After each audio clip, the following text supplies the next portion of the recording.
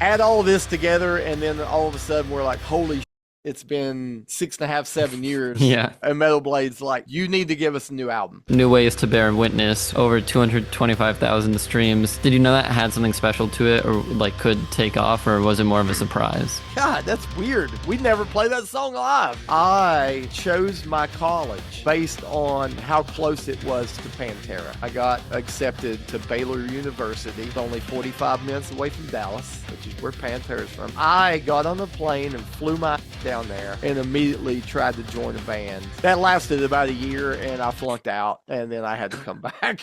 We just played locally and we didn't have a drummer. So it was just three of us playing with the drum machine. It was awful. Sometimes our drum machine would skip. We're sitting in our dressing room and the guys from Machine Head, Five Finger Death Punch, and then one of the members of Faith No More walks in. And I'm just like, what the is going on here? We're the small band from West Virginia and they all came out to check us out.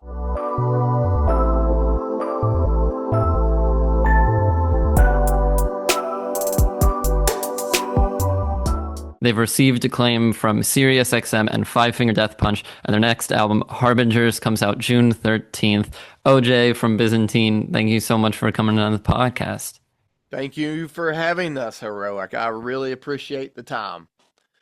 Yeah, I appreciate you coming on, giving me the time to chat about this new album, the band, everything like that. So, like, usually when there's a new project coming out, I'm super excited about it. So let's get right into that. Just like tell me more about Harbingers coming out soon. Sure, it's our second album that we're releasing on Metal Blade Records. This is actually our 7th full length. It's been about 8 years since we released our last album, so there's been a big time gap between albums. I think Harbingers, by definition means one who ushers in great change. So there has been a lot of change happen in the last 7 to 8 years for the band, so we thought it was very apropos to name the album this title. And we think our core fan base is going to really love and absorb the new material. There's a lot of old Byzantine tropes in it, but we've also continued to evolve and progress throughout our career. So there'll be some new stuff that people hear on it that perks their interest, but enough old stuff to keep our old fan base happy. Yeah, a good mix, which is always good. Like you mentioned, I mean, we don't have to go into all the change because I'm sure there's a bunch, but just like this 8-year gap that you were mentioning, is it like was there always kind of the idea of working on a new album in the back of your mind, or like was there a break from music for a while? Like just take me into that period of time. Yeah, so the last album was our first with Metal Blade Records, and we signed a 2-album contract plus an option. So basically they have we give them 2 albums, and they have an option to get a third. If they want another one, yeah. Or tell us. Or you're out the door. Out the door. So we always knew we had to give them another one, but when we released the Cicada Tree, which was in 2017, my wife and I were getting ready to have our first child. And then we decided to have another child. And I told everybody at Metal Blade, I was like, look, we're gonna be raising some kids here for a little bit. Give me a couple years. And Metal Blade is all about family. It's an older, mature record label, so they're like, totally, take your time. That's amazing. Yeah. Then COVID happened, which wiped out the music industry for a good solid 2 years. Yeah. And then at that time, I decided to build a rehearsal facility and recording studio in my hometown, and that's where I'm sitting at right now. So that took an extra couple years. Add all this together, and then all of a sudden we're like, holy shit, it's been 6.5, 7 years. Yeah. And Metal Blade's like, you need to give us a new album. So this is it. They're like, we still care about family, but like, come on, we've given you some time now. Right. Family's great, but you know, it's you gonna had be, your family time. Now let's get back into the music. Exactly. Your kid's like 8. 8. Come on. So, Yeah, yeah. And so, because like leading up to it, you've also put out some singles from it, Floating Chrysanthema and the Unobtainable Sleep, which I took a listen to, and they're great. But like, what thank made you. them feel like good singles to like showcase this album first, like a first taste from the album? So, Floating Chrysanthema, we chose that as the first single because it is what we call like a meat and potatoes tune. It's like 4.5 minutes long. There's only 5 riffs in it total. Um, we wanted to come back with basically giving them the tip of the iceberg. You know what I mean? We didn't want to come back after an 8-year layoff with a 9-minute epic song that's all over the fucking place. So this song is basically a Byzantine starter song. And then the second song we thought would, if we gave them the tip, then the second song we're giving them the shaft. So it's a little bit more Byzantine, progressive, longer. Has a fantastic guitar solo, which was a guest guitar solo from a friend of ours. So yeah, we just thought we would open it up a little bit more. And now when they get the third song and the rest of the floodgates will open up. Yeah, yeah, that's awesome. And then, so I usually ask this question later on, but I'm interested if you're bringing it up as like a good first taste to Byzantine. Would you say those are either one or maybe even both a good like first listen for Byzantine, like someone who hasn't heard the band before but wants to try it out, become a fan? Was that like a good intro to who Byzantine is? Yeah, I would say Floating Chrysanthema. Like if someone had never heard us and I didn't know what style of music they were into, what genre of metal, Yeah, I would play that one first, and then uh, go into some of our older yeah. discography to work You them can up. choose paths from there, like based on what you're drawn to. Yeah, choose your own adventure. Yeah, Yeah. That's awesome. Yeah. yeah. And then even just like the cover art for this album, it felt kind of like spiritual or religious in a sense. And to me it was like an interesting representation of the music I was hearing while like listening through Oh, it. nice, So what was nice. like the taking me into the process of coming up with the cover art for it and just getting that done. Okay, so the cover art, the so we've always kind of dabbled with Byzantine history, Hmm. playing off of the band name, and mostly we've used like Emperor Justinian and Emperor Constantine on album covers or song titles.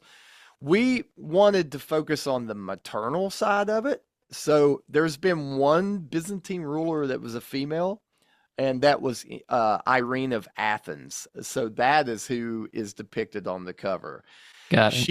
She was the mother of Constantine and had her son blinded so she could rule. We just thought that was like metal as hell, you know. Yeah. So we have a local artist named Ashley who does mixed media. She draws the female figure, but also likes to put clothing on it. And that's who we had do the cover, and she did a fantastic job. Awesome. Yeah. Awesome. Yeah. And so is that like with this like fascination with like Byzantine history, is that something you had and like kind of went into that like a reason you named the band that and from before the band, or is it like you came up with the name and you're like, okay, we should like pay attention to this, know what we're talking about and like learned about it from there? Yeah, that's a good question. Before I started Byzantine, all of my bands before had awful band names, just shitty, dumb names. And I I was writing new material and it was kind of more complicated than what had written previously. Yeah. So I basically what I did was I opened up Roget's thesaurus and I looked for a synonym for complicated, and the term Byzantine came up. Now, I had known about the Byzantine Empire through college, and I knew it succeeded the Roman Empire and that they were complicated for their judicial system. But I thought that was a great tie-in for our music. I was like, oh, Yeah. we're kind of complicated. We're we're Byzantine. This is it. Yeah. And I did a search online, and nobody had that name, so I was like, taking it. Yeah. Yeah. And we That's we've awesome. ran yeah, we've ran with the play on words, throughout our whole career. Yeah.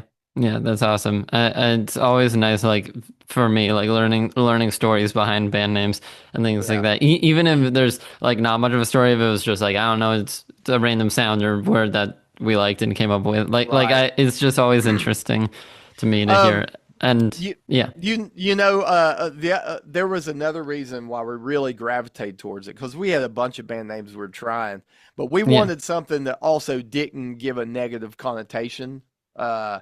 So if you saw our band name, you actually don't know what we sound like. You have to dig into the music to get it. yeah, that's If true. we named it like, Casket Full of Babies, you know exactly what we're going to sound like. So Yeah, we wanted that anonymity yeah, before we got yeah. into it. That's a good point. Yeah, because like I've some only pretty recently been like getting into metal music and everything, but like even years ago when I like just heard like band names like Cannibal Corpse or like Goat Right. Whore, like I know what those sound like. Like I don't need to take a listen. I know that they're happy. Yeah, yeah. Versus like yeah, you're right. With Byzantine, I wasn't really sure, and I was like, let me take a listen to these guys. Yeah, it's like Byzantine, Opeth, Catatonia, Gojira. You're like, what does it sound like? I have to hit play. And then you Yeah. decide for yourself whether you like it or Yeah, that's awesome. And not. so, because I was like, obviously wanted to learn more about the new album, but just like seeing the band, like basically snapshots of the band's history, and especially the song "New Ways to Bear Witness," one of the most popular songs on Spotify with over 225,000 streams. Did you know that was like? Did you know that had something special to it, or like could take off, or was it more of a surprise? Complete surprise because we've only played that song live maybe once. So Oh wow. we never thought that song would actually take off live. Yeah. Um, we did make a music video for it, so I think that is what catapulted it into its Spotify numbers and streams. Um, but I always find it interesting when I look at those. I'm like, God, that's weird. Like we never play that song live, and that's one of the bigger ones. So yeah. Yeah. Yeah, that's awesome. And so because you were talking about like we've talked about the relationship with Metal Blade, which seems super awesome, supportive. You've been signed to Prosthetic Records in the past. Like Mhm. for bands that maybe haven't been signed before or looking to get signed, like just take me into some of the ways that like having a label supported the band or like helped you guys with your music. Uh, the biggest one, the biggest support that an, a band can expect from getting a record label is the marketing arm. Hmm. To be able to properly market your band nowadays, where it's all social media, having a record label, just their emblem and their name attached to you, give you some credence. Yeah. We released two albums after we left Prosthetic independently, and we had to spend so much money to hire an outside marketing company just to get terrestrial radio and satellite radio to play us and coverage. Like it costs a lot of money to market Yeah. independently. So if you can land a deal with Napalm or Century Media or Prosthetic or any of these labels, the marketing helps tremendously. I'm sure. Yeah, yeah. Yeah. And so, and then not to encourage any trash talk of Metal Blade, but have there been any like drawbacks to it? Maybe like like we were talking about some pressure almost to deliver music after a certain amount of time, where they were like, okay, like we want to give you space, we want to give you time, but like also, there is a contract on the table. There's a deal in place that we need music. I would love to be able to sling some mud, but honestly, we've had zero issues with Metal Yeah. Blade. It I has was gonna say been, it sounds super supportive, like one of the best band label relationships I've heard of. yeah. So Brian, the CEO of Metal Blade, actually signed us ourselves, Brian Slagle, and That's awesome. when we first had our communications with him, he told me, he said, "Look, I know you guys are kind of a domesticated band. You're older, you don't tour much." He said, "All I want from you guys is for you to give me Byzantine music. Just continue to give me what you've given the world, and we'll be cool." And I was like, "Then I love you. We'll be Yeah, cool. that's We can do that's this." that's the perfect scenario. That's the ideal. Perfect. Because he was like, "I know you can't tour all the time. If the album breaks, we'll talk and we'll see." But he was like, "Yeah, man, you always have a home as long as you don't write shitty music." So Yeah, which that's you my you goal. don't do. You don't do. To your credit, it's good. It's good. It's good stuff. Hey heroes, sorry to interrupt that podcast episode, which I hope you are enjoying, but I wanted to tell you about my clothing line, Quest Clothing. Ever since I started really pursuing YouTube and music and all these creative things that I do, I've dreamed about starting this clothing line specifically. I had the name, I had the idea like for years before I started it, and now it's finally here. You can wear clothes like this. I have sweatshirts available, t-shirts, even clothing for like my music with cover arts and lyrics and things like that. It's all super, super cool. And right now is the best way for you guys to support me across everything I do. So be sure to check out the Quest Clothing web store with the link in the description and follow at Shop Quest Clothing on Instagram for updates about collections, discounts, things like that. Anyways, I don't want this self-sponsorship to take too long, so let's get back to the episode. I'm always interested when I have people on just like getting to know a bit more about like them, their background, even beyond the music side of things. Like we've gone through some in the like not to trash talk myself, but like the cliche like press questions of like new albums, things like that. But like just you more as like a person, what was your first experience with music like, or like made you kind of be like, oh, I could get into this, or I want to get more into music? Um, well, I'm a kid of the '80s, so Hmm.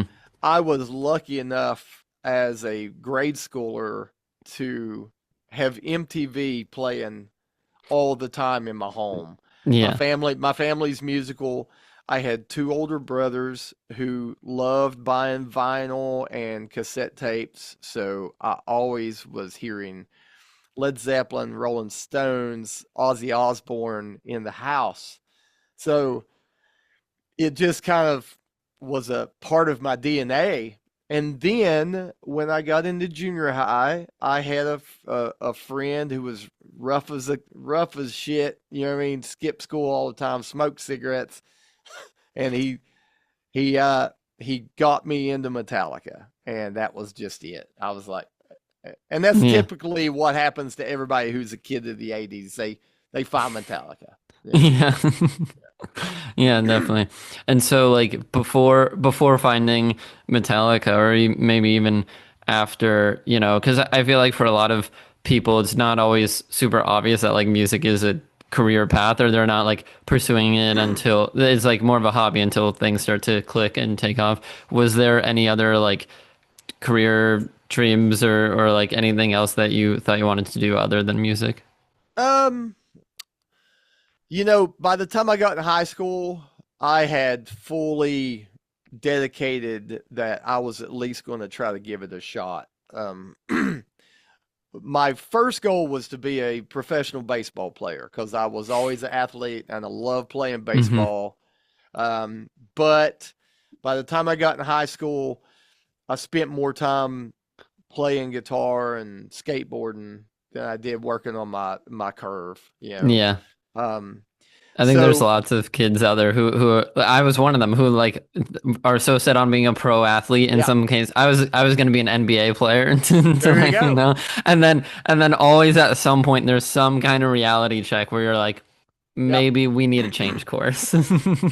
Mine was I couldn't gain more than 145 pounds, and I'm only 5'9.5". So I was like, yeah, that's not gonna Yeah, happen. Yeah. exactly. I'm Um, I'm I'm 5'11" and like not shooting nearly as well as the players, and then also like knew I was spending a fraction of the time of everyone else, and I was like, maybe we do yeah. something else.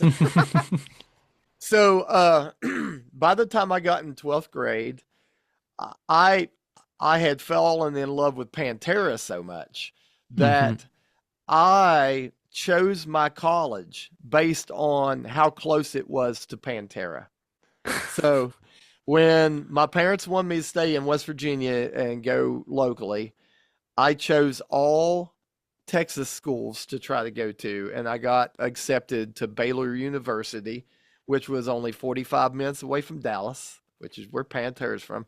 So I got on the plane and flew my ass down there and immediately tried to join a band to become into that scene. Yeah. That lasted about a year and I flunked out and then I had to come back. Hey, you gave it a shot though. Yeah, You were set on it. nobody told me that Baylor was an incredibly difficult school yeah, until I got there. Yeah. So Yeah. I kind of, I end up licked my wounds. I came back and I graduated from West Virginia University, W, and Also a good school. also a great school, great party school, great school, and I just stuck with the music thing, and here I am, 25 years later. Yeah. Yeah, that's awesome.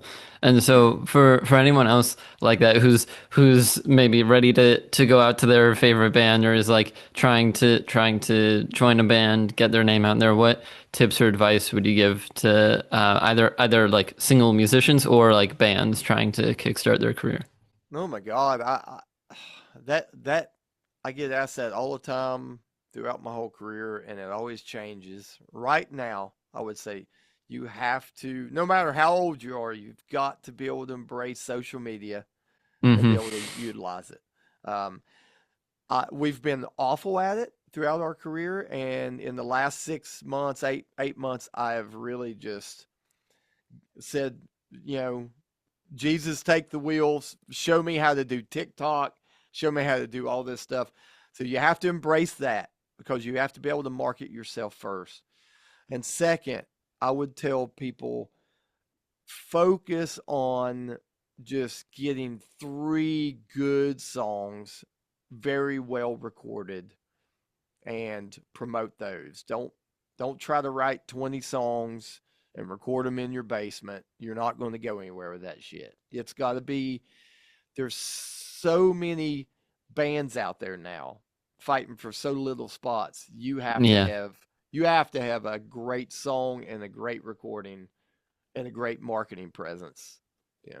I was just talking with someone the other day who's like has knows someone who's been, I think, all around the industry, whether it's producer, songwriter, like just in and around the industry for decades. I think like since around like 1970 or something, and was saying like back then it'd be like 5,000 or 50, I think like 50,000 songs like a year get released across all bands, all artists, or like hit radio. And now it's like closer to that many songs a day on Spotify. And it's Oh like my God. it's like literally thousands of songs every single day on Spotify. And it's insane. It's like just a sea of like endless music and artists, and it's tough to rise to the top or get discovered in that. It is. Knowing that number, that's scary. That's very Yeah, that's daunting. there's. I'm not gonna say that's an exact number. Right. It could be wrong, but it is. I know it's in the thousands somewhere. I don't know where in that though, but it's a lot. It's yeah, So that makes it extremely difficult, not only for the artists to get their stuff out there, but also for the music fan to yeah, find their new favorite band, yeah. because it's like a sea of copycat, you know, Yeah. And riffs. I'm someone who like has it still like goes to record stores. I have like a nice vinyl collection that I'm working on and like trying to build up. But you go to a record store and there's like probably thousands of records in there, and that was like back in the day, that was like that was the Spotify. It was like that's the big database selection that you look through and everything. And so now imagine like every time, like every day, imagine your local record store doubling in size. Like it's just crazy the Yeah. amount of music now. That's why I consider it a really big blessing that we even get played on Sirius XM Liquid Metal, because that is the epicenter for people to find new bands, and they can only play so much new artists because they've got to Yeah, play Slayer, they got to play Metallica. So we're getting, like, right now we're getting played twice, three times a day on there, and I'm like, oh my God, that's such, that's I feel awesome. so grateful, because I know a ton of sign bands who cannot sniff a spot on Sirius XM. So Yeah. it's just really, it's it's a lot of content coming out. And so a bit more towards like some live performance stuff, live shows, and you mentioned that it's slowed down a bit more recently, but just like take me into your form, like back around 2000 or so, you form Byzantine, you're like making music and you get like a first show as a band. Just take me into that like first show and what that was like. Well, the first the first few years that we did play, we just played locally, and we didn't have a drummer. We couldn't find a drummer, so it was just three of us playing with the drum machine. Hmm. It was awful, awful. Sometimes our drum machine would skip because Oh, it was actually an ADAT machine, like a tape. We'd have to hit play, and sometimes it would fuck up. Uh, so once we got our drummer, uh, it was weird. Within a year of getting our drummer, we got signed. So um, it happened very fast for us. Um, Chris Adler from Lamb of God actually discovered us because they were in Richmond, Virginia, and we're in Charleston, West Virginia. And we sent him a demo tape, and they were getting ready to release their third album, or their second album, and they said, "Why don't you go out on the road with us and just hang out and see if you guys make it?"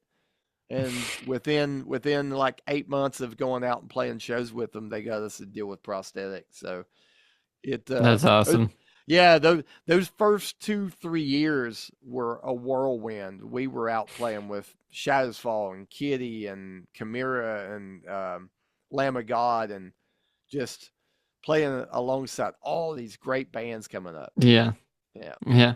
That's that's awesome. It's it was great that fun. you found kind of like mentors basically to take you under the wing and like help support your career in the early stages. From whether it's those shows, anything since, is there like a live show that's been your favorite or that really stuck in your mind to play? Uh, no. Okay, that's fine. Never. Yeah. Yeah, They're I all great. They're all great. they're all great. We play so little live that Hmm. I have to be like, oh shit, how long ago was that show? Um, I can tell you. Okay, um, we did 8 years ago. We did a tour with Sacred Reich for the Cicada Tree, our last album, and Hmm. the second show I think was in California. That show was rad because all the people who showed up to see us kind of blew our mind. The guys from Machine Head came there, hung out in our dressing room. Chris Kale from Five Finger Death Punch drove Yeah. from Las Vegas to come see us. Wow. We're sitting in their dressing room, and the guys from Machine Head, Five Finger Death Punch, and then one of the members of Faith No More walks in, and I'm just like, what the crap is going on here? You know what I mean? Like, we're this small Yeah. band from West Virginia, and they all came out to check us out. So that show was awesome. Yeah, no, that sounds amazing. Just like Yeah. that whole like crew backstage or that much talent in one room is probably awesome. And so Yeah.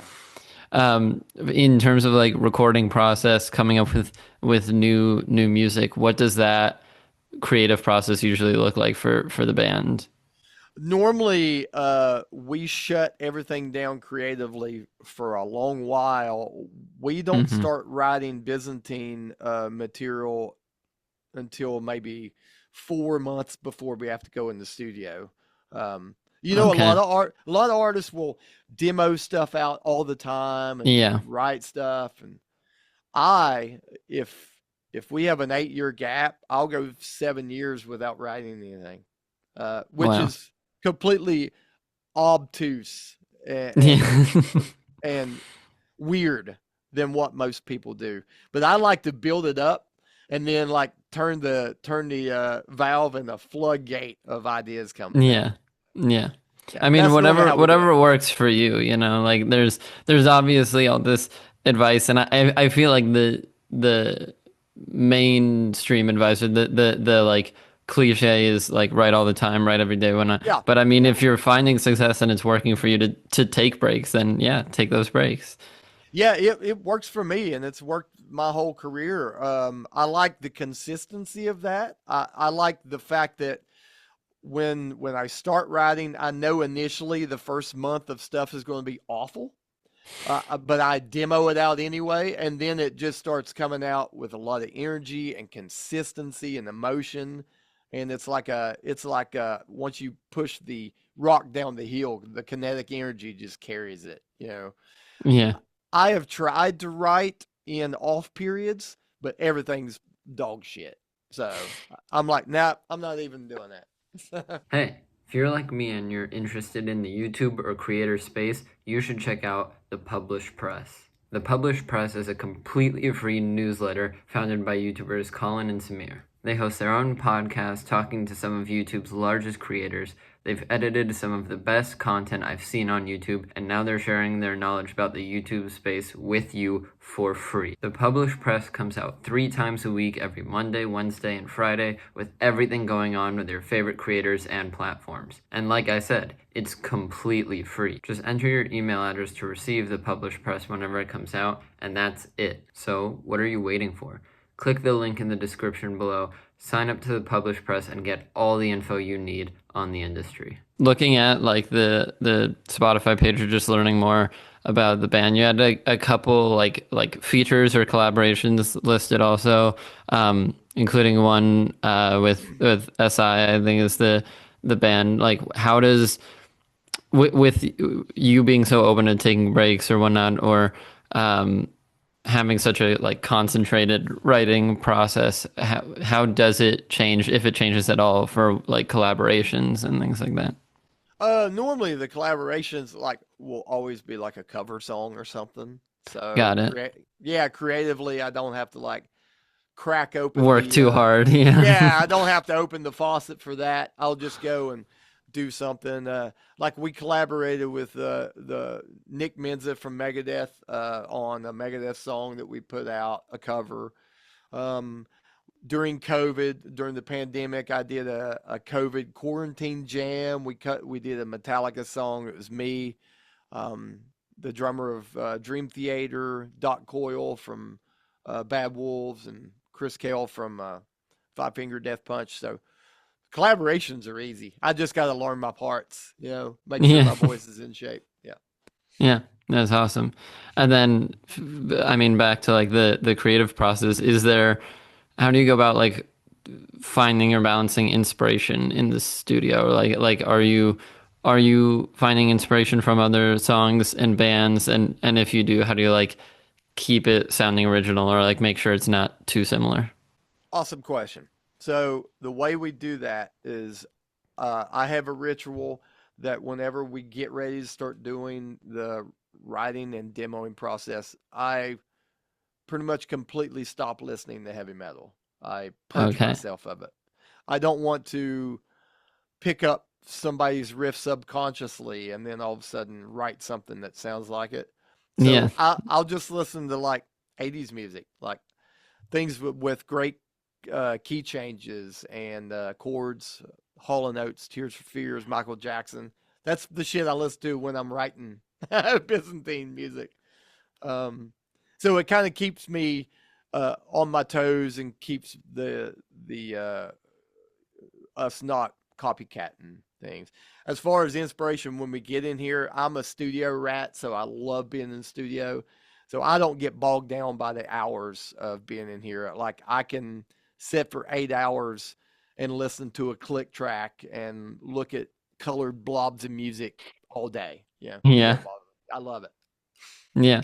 No, I like it. And I like, I mean, I'm happy that you have like you built out this studio space and everything because I think I didn't fully realize it until I went to college for music and kind of got my first experience to have this because mostly everything I've done is has been from bedrooms or dorm rooms and whatnot. Mhm.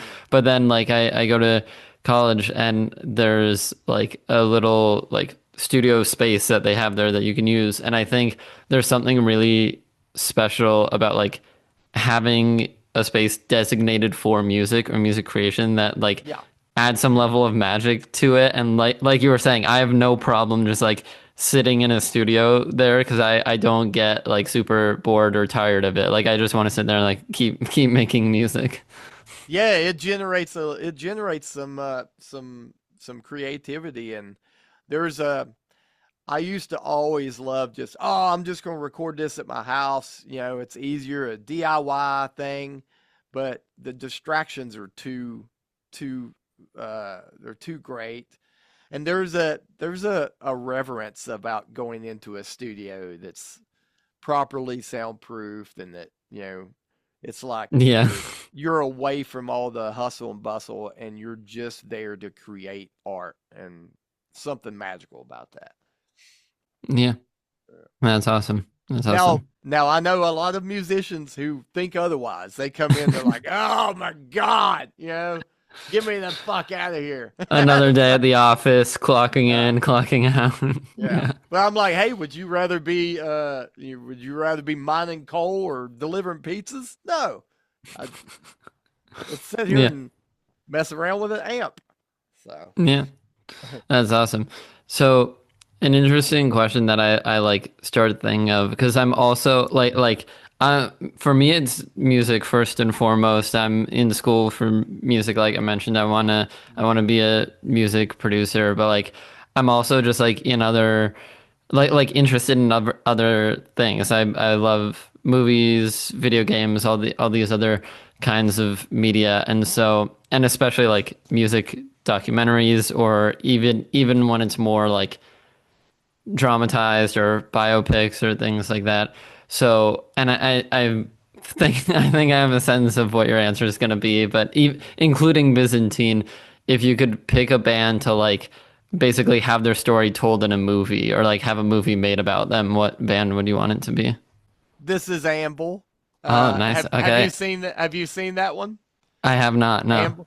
So there's one called This Is Amble. Amble was a band from the early 80s that were the progenitors of what Metallica got their sound from. Got it. Metallica used to open up for Amble.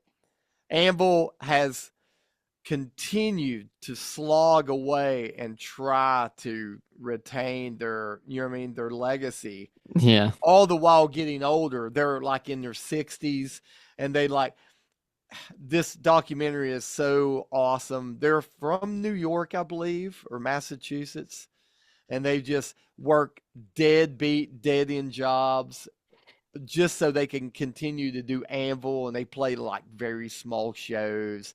They get in Hmm. fights together, and they fight with their management, and then at the end, it all like clicks and they end up landing like a tour in Europe and like actual people show up or in Japan because they had no idea that they were massive in Japan. Yeah. Yeah.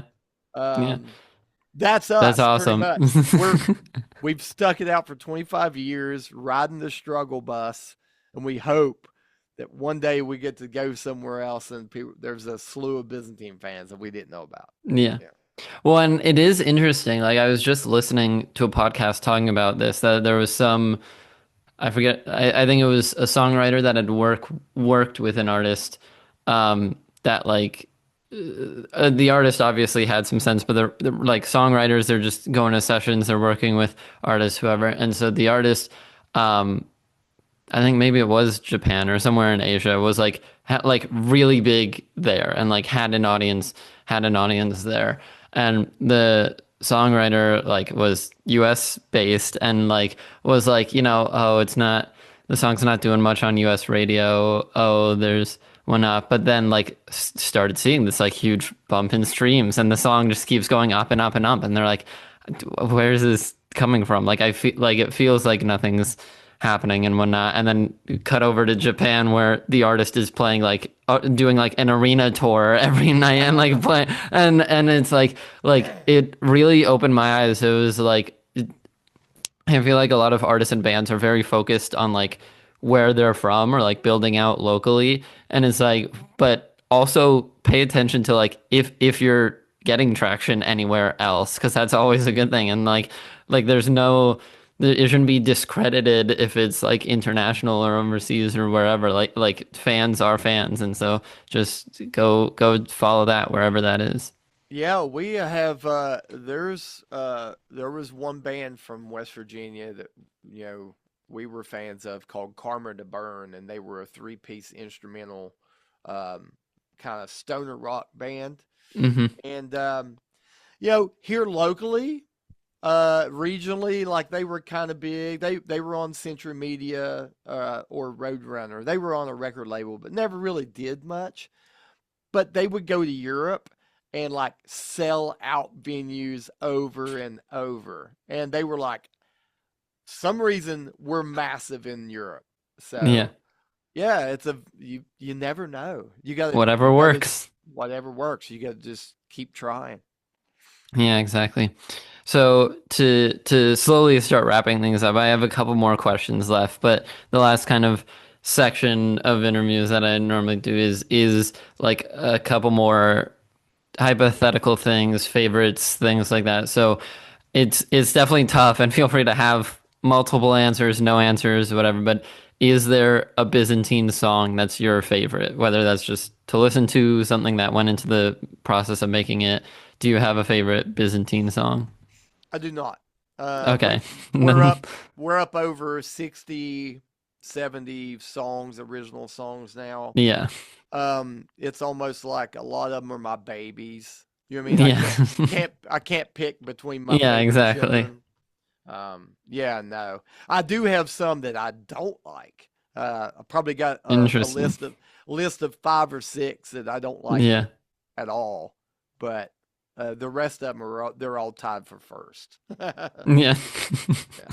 And then so like with the band, because it seems as it should be, and very very like all of my respect to you, that you're just going with the band, seeing wherever it takes you. Like it doesn't seem like you're getting discouraged or slowing down too much. So what level do you wish to reach with this band, or what's like the kind of ultimate goal with Byzantine? I think the ultimate goal is to end our career whenever that happens to know that we produce top shelf heavy metal from beginning to end, the whole discography, no Hmm. lags, no dips. Yeah. But we would love to see a little bit more expansion of our fan base and be able to actually perform live more. Because of the last 15 years, we haven't performed live a lot. I think that's something everybody in the band really desires is to maybe go to mainland Europe, do an Australia tour, Yeah. see see South America. I mean, metal's huge out there, and Yeah. we may hit, we may hit. We just gotta have that chance, and that would be nice.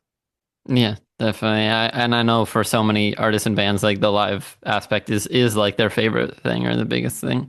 And so, and Yeah. then again, a very abstract question, so no need to have an answer. But with such a history behind the band, is there a song that you wrote like having meaning when you wrote it, and then it's since like been attached to new memories, taken on new meaning, anything like that? Mm. Let me me see. That's a good one. You know, the I would say I I really like this, and this song is weird because we hardly ever play it live because it's very proggy and it's a lot of Hmm. clean singing. But the title track to the album Cicada Tree, that song, I really get fuzzy feelings when I go back and listen to it because that year, 2017, you know, you know much about the cicadas, the animal, the cicada. Yeah, yeah, Okay, so we have broods that come here every 17 years. They're called the 17-year cicada. And we when we wrote that album, put it out 2017, the 17-year cicada came and our whole yard and tree was just filled with them, the sound of them.